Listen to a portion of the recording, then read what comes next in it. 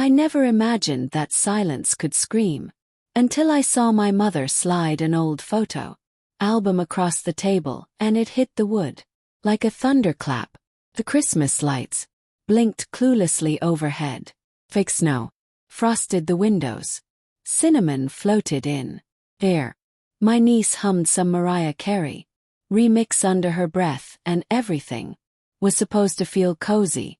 But there was a tightness in my chest that refused to ease. Ever feel eyes on you even in a room full of people who swear they love you? It was the third holiday I'd spent with Daniel. He brought the wine, helped my mom arrange the napkins, laughed at the right moments, and kissed my cheek when he thought no one saw, like someone trained to be charming on cue. And then she brought out the albums. Worn leather, dusty corners, brittle pages, the kind we hadn't opened since childhood. My mom said, "Isn't this from that camping trip?" I nodded, smiled back the way you do when someone hands you a memory they're proud of. But Daniel, he froze when she turned the page. He leaned closer like he couldn't breathe. His hand found mine under the table and gripped. And when he spoke, his voice didn't shake. "Don't you see it?"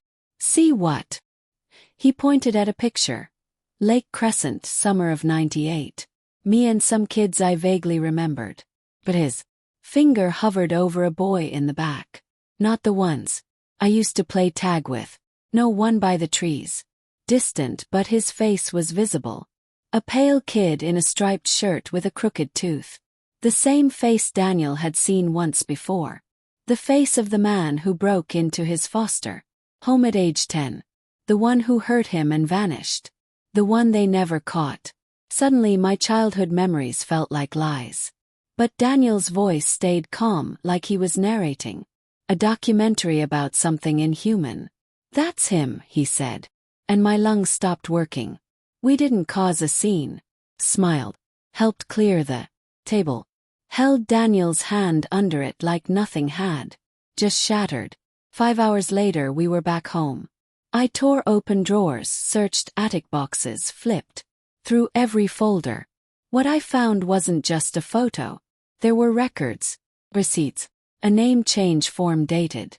His name, his signature.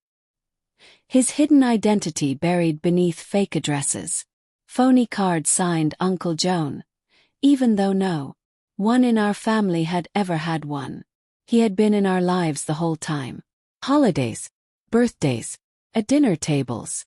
And my mother, she knew. Daniel didn't ask me to call the police. He didn't say anything after that night.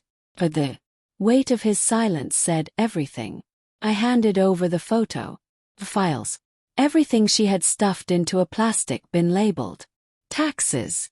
Turns out the past doesn't stay buried. It leaves prints. They arrested him 2 days later. My mother cried, but not for us. Not for Daniel. She wept like someone watching their stock crash. Want to know the worst part? He used to babysit us. Me, my sister. Every Saturday night while Mom worked extra shifts. Said he was a neighbor. Said he was gentle. And we believed her. After the arrest she called me. Said I didn't know what that man had done to Daniel. Said, "You don't throw away family like that." Said he had been there when no one else was. All I said was, he shouldn't have been. Daniel didn't cry, didn't yell, didn't fall apart. He just sat there holding the photo like his eyes alone could rewrite what had happened. Eventually, he looked up and whispered, "I always knew I'd see him again. Just didn't think it would be like this." I never spoke to my mother again. What's the use? People like her don't crack from shouting. They just wait you out. So I went silent, left the city, sold the house, changed my number. The only thing I left behind was a voicemail. "You always said protecting us was all that mattered. Now I know what you meant. I hope it haunts you. We didn't celebrate Christmas this year.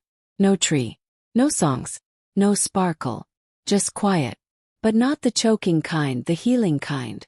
Daniel sleeps deeper now.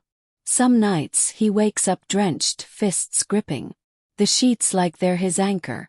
But when he sees me beside him, he lets go. I used to think healing meant forgetting. But forgetting is a lie. I remember it all. His face in that photo. My mother's practiced smile. Daniel's heavy silence. I've learned that justice doesn't always feel sweet. Sometimes it just feels done. I don't hate her. I don't wish her harm. I only hope she hears her own silence forever. Please like, subscribe and share.